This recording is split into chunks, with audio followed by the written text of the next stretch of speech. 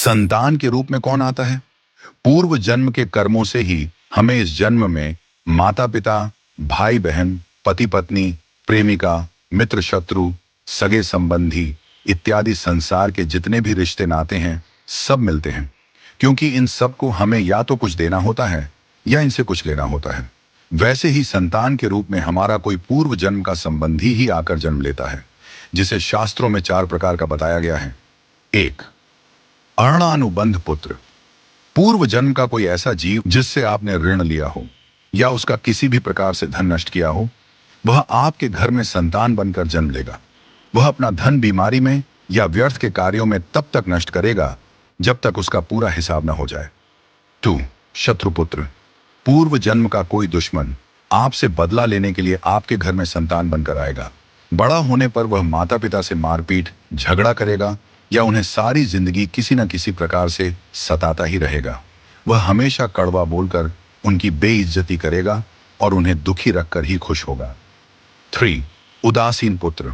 इस प्रकार की संतान न तो माता पिता की सेवा करती है, न ही कोई सुख देती है। वह उन्हें उनके हाल पर मरने के लिए छोड़ देती है। विवाह होने पर यह माता पिता से अलग हो जाते हैं और उनकी चिंता नहीं करते।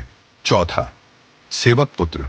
पूर्व जन्म में यदि आपने किसी की खूब सेवा की है, तो वह अपनी की हुई सेवा का ऋण उतारने के लिए आपकी सेवा करने के लिए पुत्र बनकर आता है। जो बोया है वही तो काटोगे। यदि अपने माता पिता की सेवा की है, तो ही आपकी संतान बुढ़ापे में आपकी सेवा करेगी, वरना कोई पानी पिलाने वाला भी पास न होगा। आप यह न समझें कि यह सब बातें केवल मनुष्य पर ही लागू होती हैं। इन 4 प्रकार में कोई भी जीव आ सकता है। यदि आपने किसी गाय की निस्वार्थ भाव से सेवा की है, तो वह भी पुत्र या पुत्री बनकर आ सकती है। यदि आपने गाय को स्वार्थवश पालकर उसके दूध देना बंद करने के पश्चात उसे घर से निकाल दिया हो, तो वह ऋणानुबंध पुत्र या पुत्री बनकर जन्म लेगी। यदि आपने किसी निर्दोष जीव को सताया है, तो वह आपके जीवन में शत्रु बनकर आएगा। इसलिए जीवन में कभी किसी का बुरा न करें, क्योंकि प्रकृति का नियम है कि आप जो भी करोगे उसे वह आपको इस जन्म में या अगले जन्म में 100 गुना वापस करके देगी। यदि आपने किसी को 1 रुपया दिया है, तो समझो आपके खाते में 100 रुपया जमा हो गए हैं। यदि आपने किसी का 1 रुपया छीना है, तो समझो आपकी जमा राशि से 100 रुपये निकल गए। जरा सोचिए, आप कौन सा धन साथ लेकर आए थे और कितना साथ लेकर जाओगे। जो चले गए वे कितना सोना चांदी साथ ले गए। मरने पर जो सोना चांदी, धन दौलत बैंक में पड़ा रह गया, समझो वह व्यर्थ ही कमाया।